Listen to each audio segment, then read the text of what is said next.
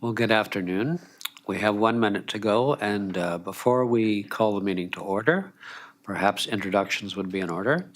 My name is Tom Yates, a corporate officer for the Regional District.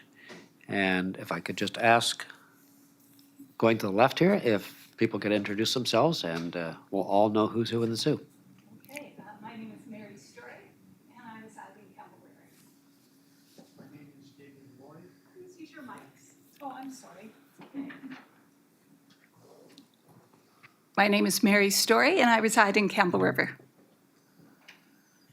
My name is Dave Loy, and I live in the Regional District, Strathcona Regional District, just south of Campbell River. My name is Annie Girdler, and I'm a planner on staff with the Strathcona Regional District. And my name is John Neal, also a planner with the Regional District.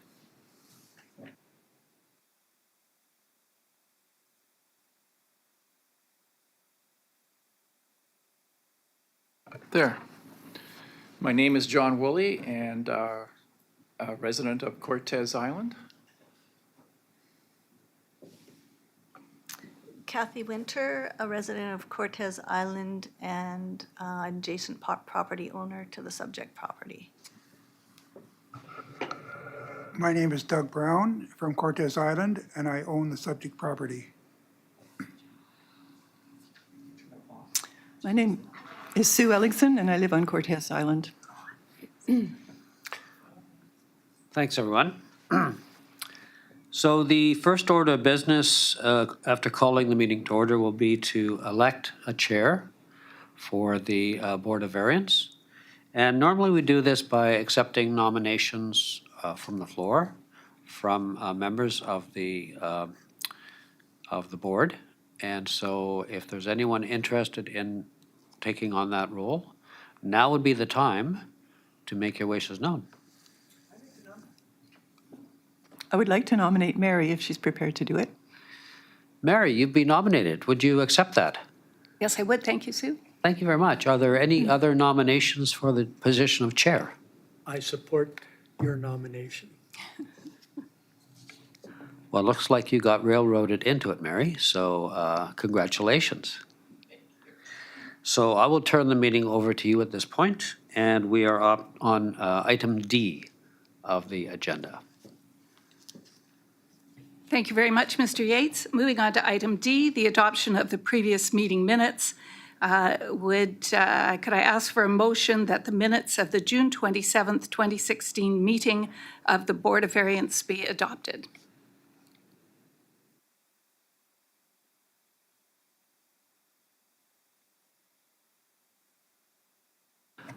Typically, yes. I will second. Thank you. Any discussion on the motion? And Mr. Yates, you will have to correct me because it's been a while. So if I miss something, please jump in. You're doing very well. Okay, thank you. All right, no discussion on the motion. All in favor of the motion? And the motion is carried. Thank you. Now we're going to move into the application. It's BV 1B23 Brown, Lot A, Section 3, Sayward District, Cortez Island Plan, VIP 68574 at 896 Hanson Road, Manson's Landing. I'd like a motion, please, that the report from the Chief Administrative Officer be received.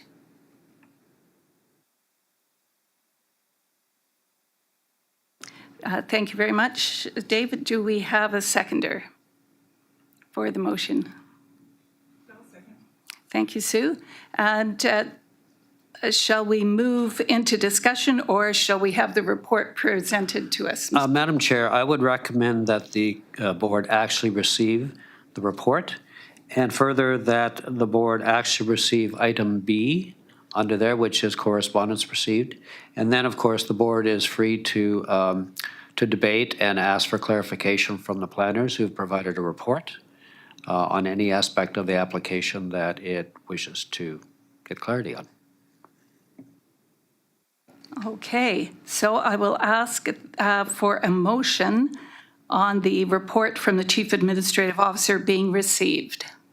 I think you already have that. Thank you very much. Okay, how about the correspondence? Shall Well, I I think you should receive? call the question on the motion you've got on the Okay. floor and then move on to B, if you don't Okay, mind. no, I don't mind at all. Thank you very much. All in favor of the motion receiving the report from the Chief Administrative Officer? Thank you very much. And that's passed. Moving on to the correspondence then, Mr. Yates, shall I ask for the Just a motion to correspondence? receive that? Perfect, that's what I would like. Motion to receive the correspondence? Okay, motion from Dave and seconded by Sue. All in favor? Okay, the correspondence is received. Now, I believe the planners who are present may have additional information they wish to provide, or not, but they can speak to that. Thank you very much. If I could ask the planners to do that, that would be great. Thank you. That's in front of you this afternoon. Thanks. Board of Variance has been requested to legalise the siting of a 120 square metre workshop and a shipping container and also a generator shack located within the required right side yard setback at 896 Hampson Road.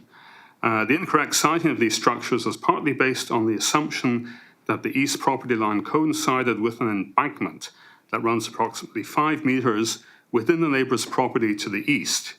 However, the required yard setbacks are 15 metres from all property lines and for non-residential structures. An existing commercial building, which has been on its foundation since 1974, is legally non-conforming and permitted to remain in its current location. And the requested siting for the 3 structures which are not grandfathered, requires a variance to the right side property line from the required 15 metres to 0 metres, as they have been moved across the property line with the agreement of the neighbours. Due to site topography and the heavily treed nature of the parcel, relocating the structures to bring them into compliance with zoning may constitute a hardship. Thank you, Madam Chairman. Thank you very much, Mr. Neal. Is that correct, Mr. Neal? Yes, thank you. Okay. Could I ask if we have questions that we'd like to pose to Mr. Neal or Ms. Gruber? Is that correct? Girdler, thank you. Can we jump in, shall we, Mr. Yates? I wonder if I could ask for just a point of clarity from Mr. Neal. In the report, it refers to a building or structure that is grandfathered and presumably not part of the debate today. Is that correct? That's correct. Could you point out on the map or otherwise which building that is? There's a number of structures shown. Certainly, yes. The building is the large brown rectangle you see, the lower right corner of the property.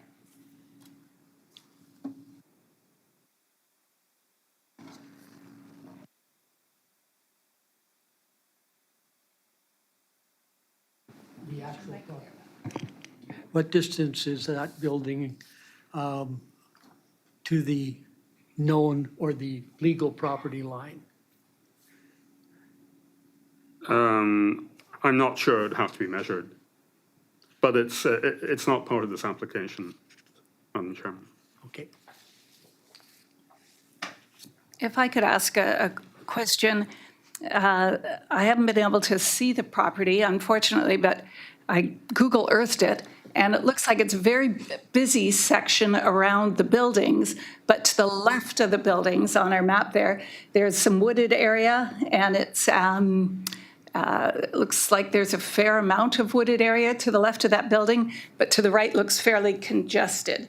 It might have been an old Google Earth picture, but I'm wondering if that is correct, or if it sort of, what does the topography of that lot look like? I'm not sure, sir. Mr. Yates, are we allowed to address the guests? The applicant? Yes. By all means. Okay, all righty. Yes, please do. So you're talking about the big brown building there, the bottom right. No, I'm talking about the rest of the lot. To the left of the brown building, when I looked on Google Earth, it looked like there was lots of things sort of going on the right side, but not much going on the left side of the lot. Of that large building? Yes. Okay, across from that large building is another large building that's been there the same amount of time. To the right of the building, there's nothing really. There's a propane generator, I mean, an electrical generator, which I think is on the map. And then it's just clear to the neighbor's property. So where I'm looking on the left side, from where I'm sitting, the left side of the brown building, right to the end of your lot line on the far left. Okay, this, Yeah. right here, And then, there's a large brown. oh, right there. Okay. Yeah. Oh, I see. Okay, so there's not a lot of treed area down Oh, that no side. trees. Okay, thank you. Is that enough? Is that? Yes, that's fine. My Google Earth wasn't very clear. Any other questions or discussion for our planners or for the applicants? Yeah, Doug, I'm wondering, and I think maybe what Mary was wondering is if there is space for other buildings on the other side, like behind the other big building. It looks like there's quite a bit of lot that is, I mean, it isn't drawn on where that building is, so we don't really know how big or where. So you're talking about here? I'm talking about the other big building you're referring to. Oh, yeah, on the other side of that, Yeah. Yeah. there's What- another building. So there's 3 buildings across here. Okay. There's one So there's showing no two- access to the back part of that lot. Is that what you're saying? Here? Yeah. There's no access to the back part of the lot. And there couldn't be. It's not usable? Well, there's another building here. There's some buildings that aren't shown, but as far as this major back area, there's no possible access. So just the Yeah. topography just doesn't allow a road or whatever. Okay. Is that what you wanted? Yeah, I think that might be what Mary was looking at too.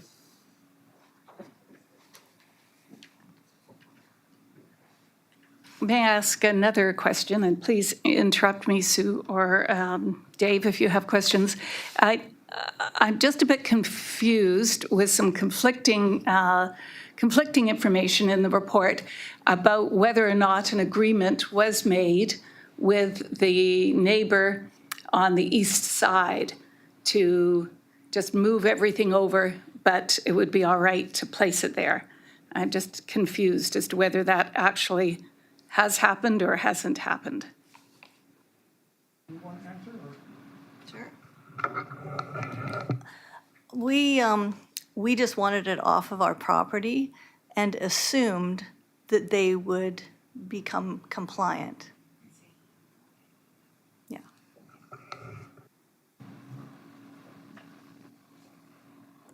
Thank you very much. So could I ask a question? Please do, yeah. When you say become compliant, do you mean compliant with the setback requirements? So we're talking about, I believe it's 15 meters setback? So your assumption was that they would comply with a 15-meter setback? Is that correct? I actually didn't know exactly what the setback was. I thought maybe it was, 15 feet or something. I didn't investigate it at the time. And so I thought it would be at least, off our property, whatever setback it was. I didn't know at the time what the setback was. Okay, thank you. So Kathy, you didn't agree that a zero setback would be all right with you? Never. Okay, because that was kind of the impression. Absolutely never. Yeah. If I could ask the planners a question about storage versus a workshop, and that if it's a workshop, is it still allowed under the zone? Or if it's, or why was it declared storage? I was just confused about the whole storage/workspace workshop designation.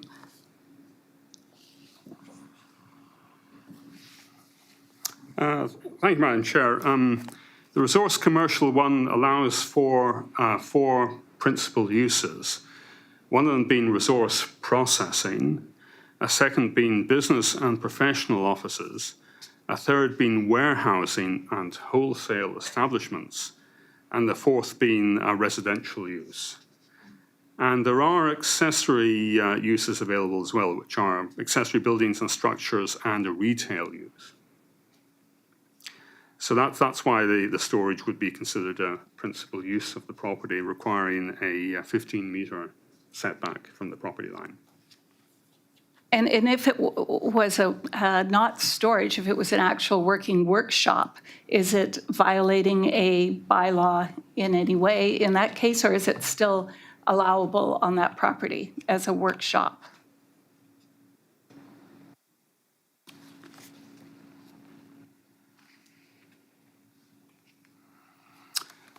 Resource programming or processing would imply that there would be workshop and uses that would be permitted on the property.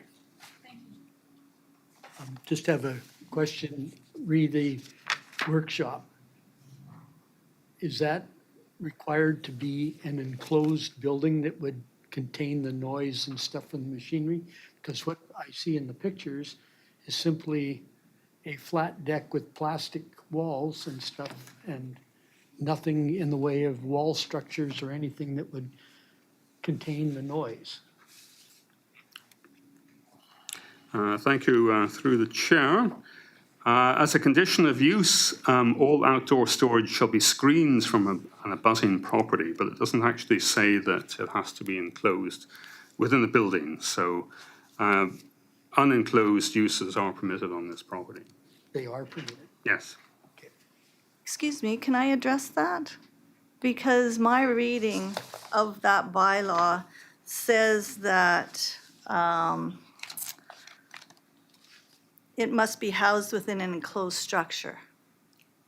It says minimum size area required for resource processing uses, including storage and supply areas, not fully housed within an enclosed structure shall be 9 meters. But it actually says in here somewhere that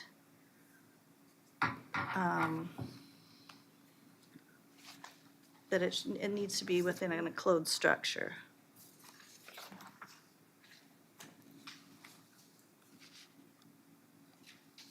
Outdoor storage. If I may, through the chair, the purpose of this variance application is to permit the siting of the structure. Any potential compliance issues would be sought after through a different mechanism. So even if there is some discrepancy today with respect to what's actually occurring in this building being unenclosed, those sorts of compliance issues would be dealt with through a different process. So today what we're dealing with is whether or not there is sufficient hardship here for the Board of Variance to allow for the siting of the structures as they are currently sited on the property. Thank you very much for helping, because we were stumbling there. I'm wondering how difficult it is to move that particular structure that is there. Perhaps the applicant could help us out with that. It looks, because there aren't any walls, it doesn't look that difficult to relocate. There's been quite a bit of work done, which is not really visible. One is a power cable coming from the main building out to this one, which was very expensive to put in and can't easily be moved. The building itself is on pier blocks, so it'd be a lot of labor to move it, but I mean, anything can be moved for that matter. The degree of difficulty is hard to really pin down. Thank you. Any further questions from the board, Sue or Dave? Anything else? I had a couple more questions, but I just want to take a moment to have a quick look at my notes. Are we okay to hold on for just a minute or two, sir? Have we started the actual process, or is this the preamble part? No, we have started the meeting, yes. Yeah. One question for you, are you going to copy overs next to this? Yes, and looking at the map that the regional district provided on the meeting notice. A little more? Yeah, I'm referred to, I guess, as the complainant. Right here. Yeah, but I'm That's it. immediately adjacent, similar size property, 2.5 acres. And you also have documentation you sent in If I could remind people to use their mic, please. Yes, we did receive John's material. Well, but this gentleman isn't sure that he received it, because it was lost at some point. It was misplaced. I just didn't catch who you were. So I see. that I got- Okay, so you have my submission. Yes. Thank you. Wait. Oh, I know. If I could make a comment, it's very hard to separate. I understand what you're saying about we're just looking at the siting of a building, but if it was a building that wasn't creating a lot of noise and disruption, it would be a whole different thing from discussing the siting of a building that is not a quiet building, you know? It's hard to isolate the two things, I think.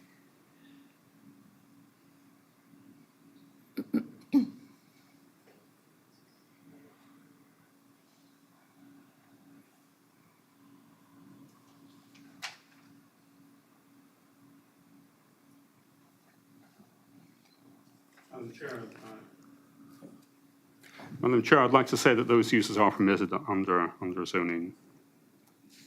Okay, all right. I see the gentleman on the left that owns the lot sort of at the corner there. The setback is fairly good. It's at 19.62 meters from the contended structure. And if it was relocated, there could still be some significant noise coming over, might be lessened. But as our planners were saying, that's not something we can address at this meeting, at this time. We're not discussing the noise. We're just discussing the siting. Okay. Well, if I That's could, right. just to clarify. Certainly. So, under the Local Government Act, the powers of the Board of Variance do not extend to, let me put it this way, that the Act says that the Board of Variance may issue a minor variance on application, blah, blah, blah, provided that in the opinion that the variance or exemption does not do any of the following, including substantially affect the use and enjoyment of adjacent land. So I think you are permitted to look at the effect of the allowance, if any, on adjacent land that is within your purview. Thank you very much. That does help.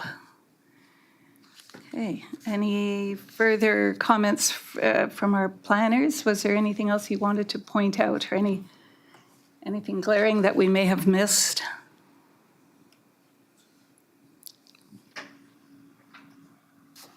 I don't believe so, Madam Chairman. Thank you. Madam Chair, is it appropriate at this time, does Doug not get to present to us? I'll ask Mr. Yates I'm sorry, what was the question? whether Doug was allowed to present.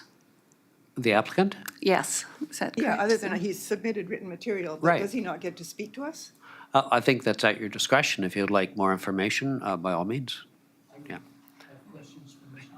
Excellent. In that case, would the applicant like to take a moment to present an overview, or would you just like to accept some questions directly to you, sir?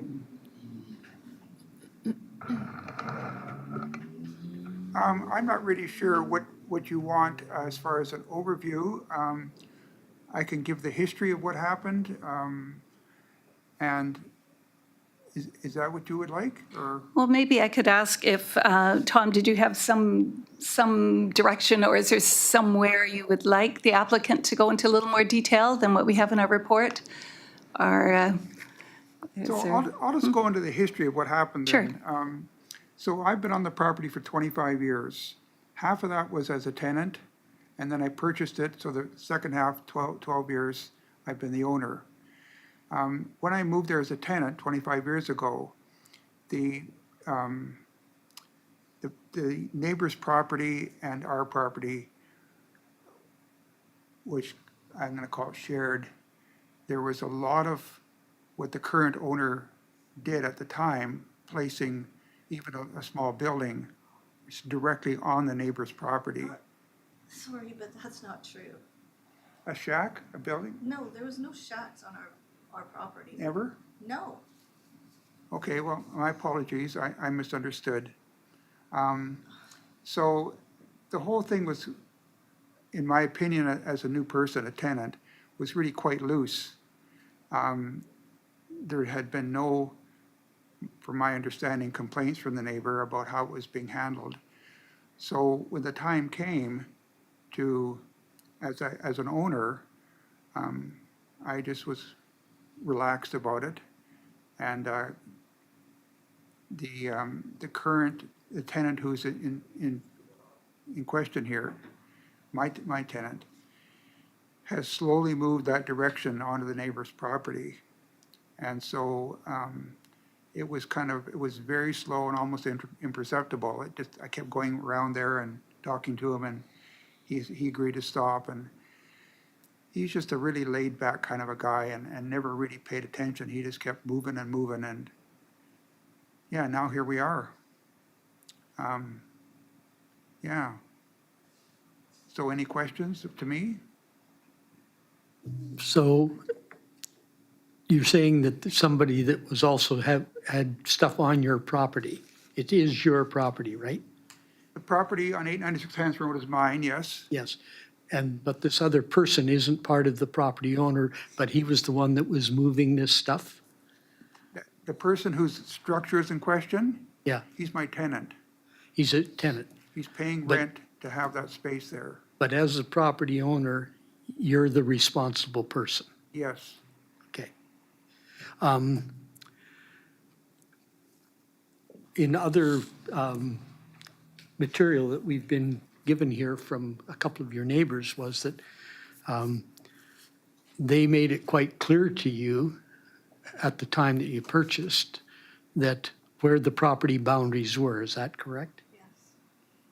With the realtor, the realtor called me to make sure that I was aware that part of the septic system was on our property, that their septic system was on our property, and I was aware of that. And there was no mention of anything else on our property. If there was, the realtor would have said at the time. And we were there. We went down and looked at the property line to see where it was. There was nothing else on our property at the time, except for the septic field. And then things started creeping onto our property as years went by. That included things like the sea cans and Everything, the propane tank, the generator. the sea can. The one sea can used to be in the parking lot, and then eventually it got put onto our property, obviously to make more room. And I just want to say that that map is quite deceiving because there is a lot of buildings on that property already. It's a storage facility, which is great for the area. We appreciate it. It's a passive business. Same with the U-Brew. There's a lot of storage units and that you don't see on here. So there's not a lot of room on this property left. That's why this is going on. And the workshop that used to be there was housed in a building, and it wasn't a problem. But this has become a ridiculous problem that we have these investments in our property and live there all the time. And for this fellow to come and just do the bare minimum and create all this noise for us, it's just become outrageous. And now, here we are having to spend all this time and energy to something that we didn't create, and but it's being forced upon us. This should have been put, if he was gonna be there, it should have been put in a building properly. Somewhere where, well, there's no room, basically. Where he is, he's in the forest. And north of where he is forest. And there is no room for him. He shouldn't even be there. So that's how I feel. One other question that there was some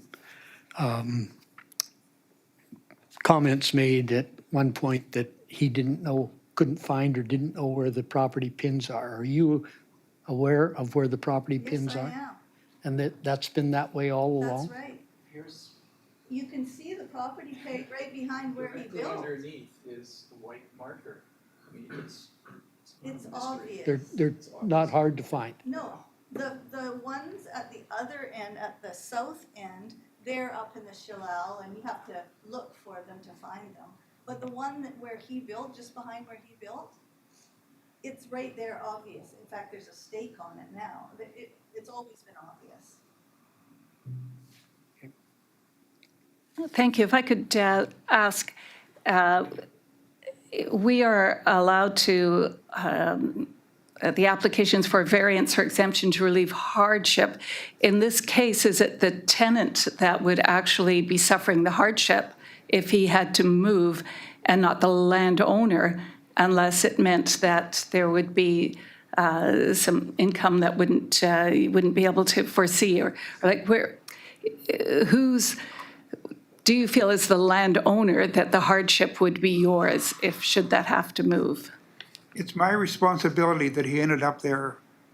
So I would honor that, and I would expect him to help, but I accept that it's my responsibility that I let it happen.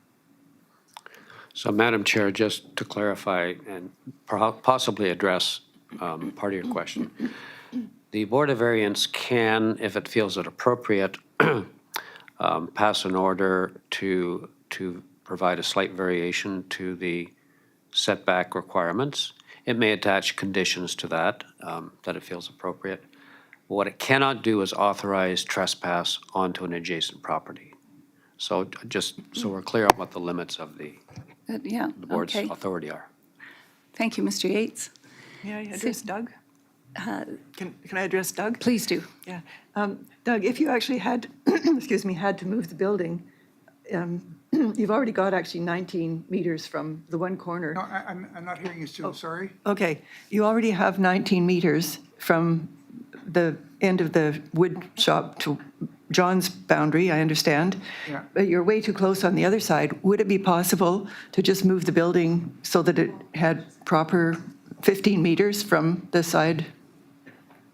Okay, so when this first came up, the bylaw officer came over, took pictures, took measurements, and said that the only place we really could move this structure is back over this way, north and west. So, although it's treed, it's not heavily treed, it would involve a considerable amount of work taking some of these old trees down. But that spot in here is available. But that alone wouldn't alleviate a lot of noise and light, I don't think. Well, we're not supposed to talk about noise, right? Okay. But no, it wouldn't, I mean, there's been here. Like, the noise things keep coming up, but I really want to kind of make a statement here in that when I took over the property, before I bought it, there was a carpentry business there with a lot of carpenters, maybe 5 or 6 or 7 carpenters. It was unbelievably noisy. It was just over the top. So we had a recession here in the province or the country in 2008, and the carpenters slowly went out of business.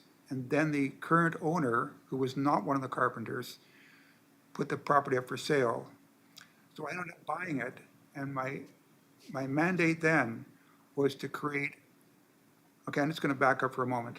So we have this 2.5 acres, which is my property, in a residential neighborhood, which it shouldn't be. And it's an industrially zoned, well, RC1 zoned, and it's a bad neighbor just by that zoning. And I was determined to change that. So the carpenters were all gone, and I had a quiet business, and I intended to keep it that way, and I still intend to keep it that way. And whatever the Board of Variance decides, I'm still going to do that. So if they allow the variance, which means, if they disallow it, it means he has to move, then I feel badly about that because it's going to be a bunch of noise with the deconstruction and the reconstruction. No matter what happens, I'm intending to apply for rezoning in a more beneficent way so that there's never, ever, ever could be any kind of industrial work done there. It's just really an odd situation. It happened because, the family that owned the property, the residential property, also owned the commercial property, and so it was all one family. But that's so changed now. I mean, there's people living there and having families and trying to have some peace and quiet. I have the same goal. I absolutely have the same goal. I'm done. I'd like to, yes, go ahead.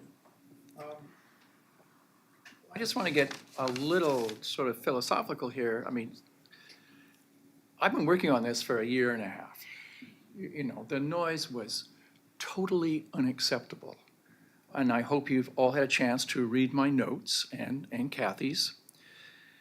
The reason we're here is that Cortez is kind of unique. I found out from Ms. Jennifer Wells that there is no noise by law enforcement provision for Cortez Island. And I've been there for 48 years. And I just assumed, because the opening paragraph kind of promises that you should never suffer the enjoyment of your property for a long list of reasons, including noise. So that was a disappointment. The second obvious sort of consideration is there's no building code on Cortez Island. So I can't get at it that way. And what really sort of ticked me off was, and I'm going to quote a conversation that Doug and I have had over the months and months and months that I've been saying the noise is unbearable. And he would say to me, John, the zoning is kind of industrial.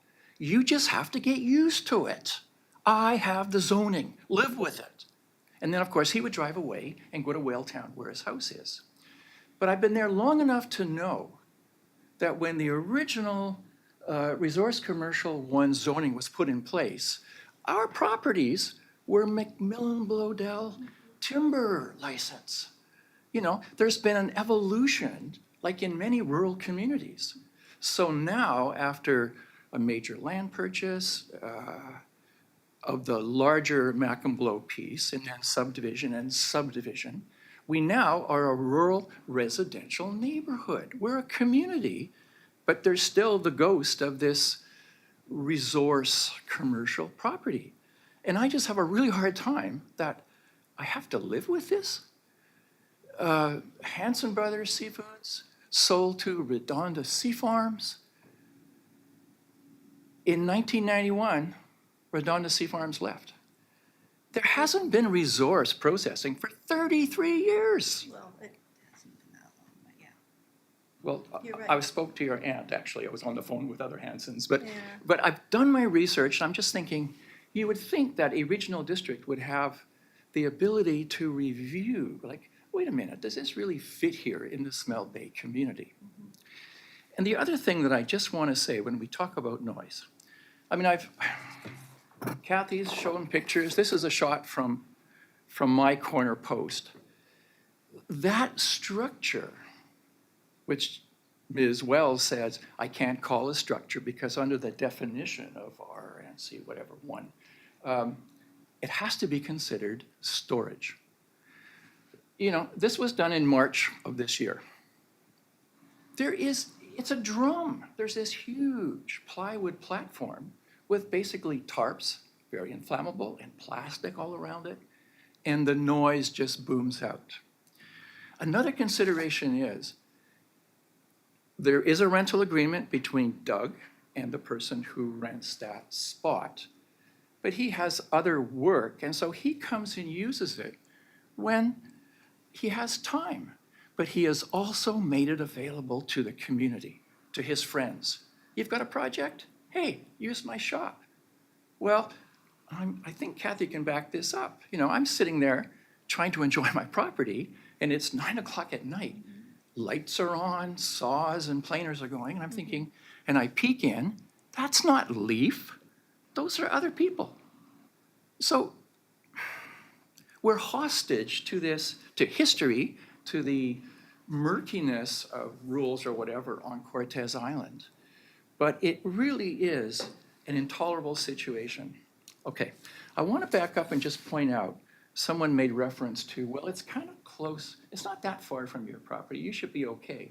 It clearly states in permitted or conditions of use, all outdoor storage shall be screened from any abutting property. It's not just Kathy and Ian's.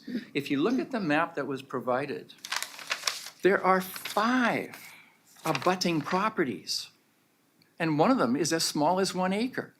We're not the only ones affected. There are 3 other abutting properties, plus, if you look at the map carefully, very, very close other residents, but not technically adjacent.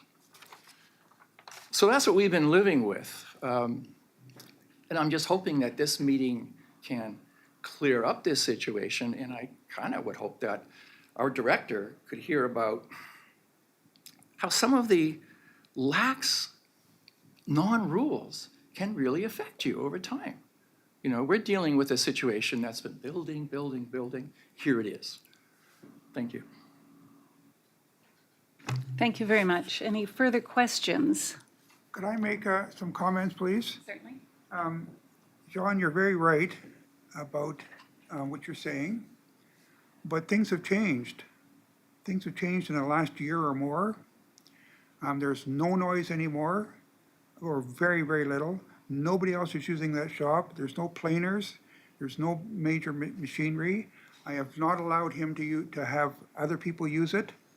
It's totally clamped down now. So what we're talking about, what you're talking about is history, is past.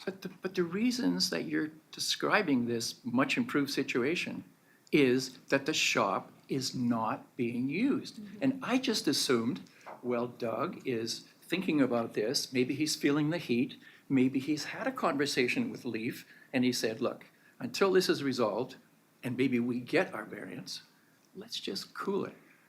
I agree, it's been quiet, it's been heaven. I will not allow him to use the shop anymore, and I will not allow him to make any kind of noise. I've really clamped down on him. I'm taking this whole situation very seriously. I realize that my lackadaisicalness has caused all these problems. It's over. Now, when you say it's over, what are you saying is over? The noise is over. But is Leaf going to continue using the shop? Well, his job there is going to be repairing and making fiberglass canoes. No woodwork involved. He's not going to be doing woodwork in that space. Doug, he announced to both of us that he had just purchased one of those CNN shaper Yeah, machines. yeah. And he was all excited. And I'm thinking, a shaper machine? It's really loud. Come on, I mean, I don't know what you're actually referring to. you were but there, Doug. It's in a sea can. It's in the container, and it's a small machine. It's not a big, like a planer or a bandsaw or whatever. Okay, I think maybe as chair, I should suggest that we should take back the meeting, if we may. And I would like to ask if the board members have any further questions for the group or for the applicants or for our planners. Or if at this time, we're ready to discuss a motion or any alternatives or options in the motions. We have 3 options available to us, and I'm wondering if the board is ready to consider one of those options at this point. I would like that if we are going to start discussing our options and what our decisions are, that should be done within us in privacy. I'm not sure that going in camera is permittable. I'll ask Mr. Yates. Not in the circumstance, it would not be, no. Okay. It doesn't meet the definition of a circumstance that is allowed to be conducted in closed session, so I would advise no. Okay, thank you very much. Madam Chair? Yes, Now, sir. I'm sort of left with the impression that we're kind of wrapping up at this point. I was, we can certainly continue on, but I was just worried that the discussion was more between the three of you. Okay. And we should be bringing the conversation back through the board and the chair. Well, before there's any kind of conclusion, I mean, we've discussed a lot about noise. Certainly. Structures and things like that, but I have another really important point that I want to bring up. Okay, and that is the risk of wildfire. Now, for those of you who obviously haven't been to Cortez, now these are some shots of this structure. It is in not just a forest, it's a beautiful forest. Because if you look at the map, many people have placed their properties or their homes, other buildings, closer to the road where driveways are. But this is actually right in the woods. And I know this regional district have programs to mitigate wildfire risk. This structure is just a bomb waiting to go off. It's a source of fuel. It's a source of all kinds of risk. Tarp and plastic. And if you look carefully, there's all kinds of wood stored. Electrical. I'd love to know if there's a permit that was ever posted. And the permit says, yep, this building is wired to code. And even though the rain and the snow, it's exposed to the weather, Doug. So we are looking at a real risk to all of our properties because it's right on the property line. We can't do that clearing that the board is recommending. And if you want to take a closer look, feel free. Thank you, Dave. I believe you had a question or? The one question I had to the property owner, Doug, you say that there's a change in what the shop is being used for. And that use is now going to be fiberglass molding. Is that correct? My attitude basically is not to allow him to do any commercial woodworking. No more so than maybe a homeowner would do, fixing a porch railing or whatever. It's going to be very minor. I'm going to be on it, and the basic industry will be fiberglass canoes. In that building as it sits now and where that would take place. I'm very familiar with fiberglass boat building. The fumes and the chemicals used are basically explosive. If there's any spark from the fumes, from fiberglass as it's hardening, it can cause an explosion. And it is very, very flammable. And you have to wear, the fumes can be moved around by wind. And you have to wear certain style breathing apparatus to work safely around that product. And it certainly would be a big concern to me and should be to you as well. Thank you, Dave. Sue, did you have anything you wanted to, any other questions? Well, it's only a thought. I just feel that a zoning called resource commercial needs a lot of refining because they wanted to open oysters, which, you know, it's a resource. But I mean, I feel like the zoning is, it seems like just wide open. And I believe, Mr. Yates, if you could clarify, I was going to mention I'm just going to remind you that that we zoning can't. issues are not really part of the Right. board's mandate. Now, it may be that the applicant wishes to talk to his elected director about some changes out there. That we've certainly heard a few suggestions from him. I don't think this is the right audience for that. I think the board's mandate is very clear. You have an application in front of you to allow a variation to the current setback requirements of the zoning bylaw, and your job is to either allow it with conditions attached, or to deny it, based on your best judgment.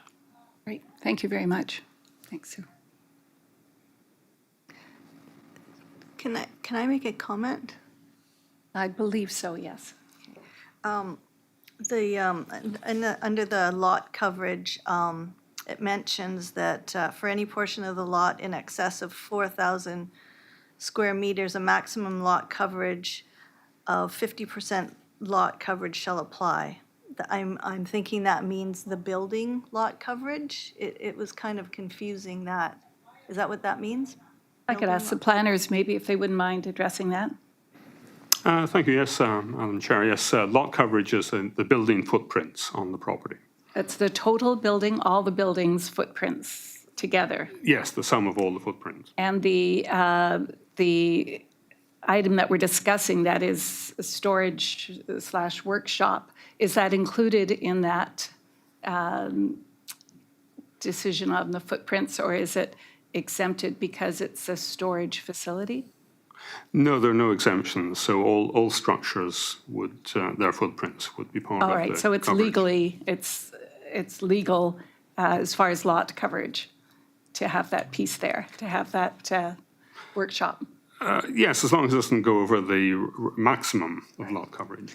Okay. Do you know, have you measured the buildings? Do you know if it's less than 15% of the lot coverage right now? Because I know there are quite a few buildings on the property. No, we have not measured all the footprints of all the structures on the site. Kathy, I'm sorry, we're way, way, way under 50%, I'm sure. 15%. 15? Oh, okay. I would just like to point out that it's so clear, item number 3, under Resource Commercial 1, conditions of use. The minimum site area requirement for resource processing, blah, blah, blah, shall be 4.0 hectares or 9.88 acres. This is only 2.5 acres. No, it's not even that. I mean, so those ratios are irrelevant. I think maybe we are starting to go, as Mr. Yates had pointed out, we are starting to deviate more into the zoning regulations and the whether or not they are appropriate or if they should be changed, which isn't in our mandate. But it is So- a fact. but We I shouldn't can- assume that it's a certain size Okay. because it is not. Thank you. Thank you.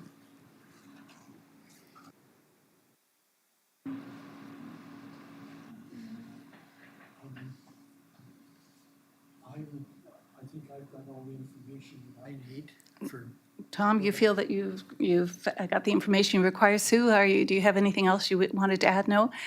All right, if either of you are ready, I would entertain a motion.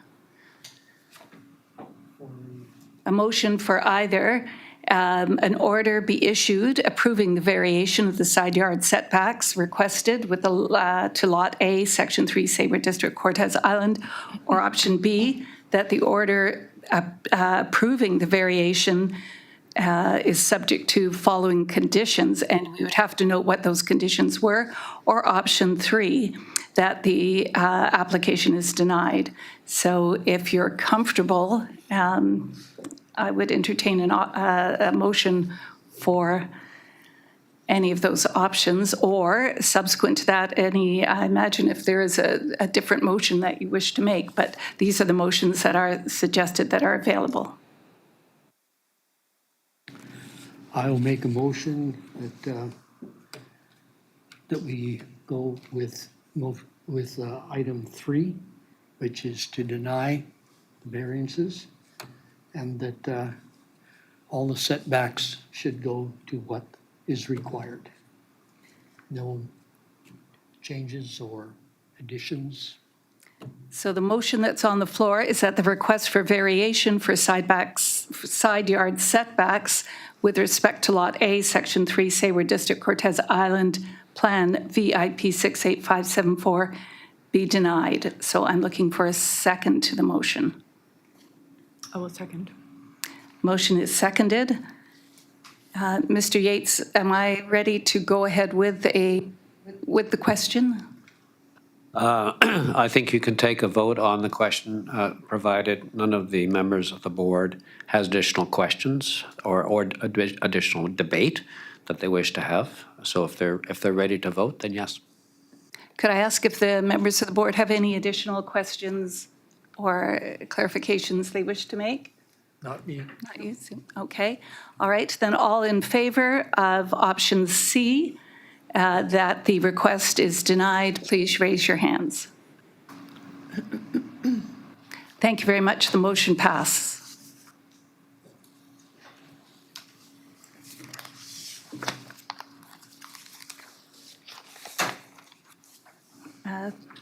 Mr. Yates, are we ready to terminate, or is there That is something the further? only other item of business that we have in front of the committee, unless you have other items that you wish to get into.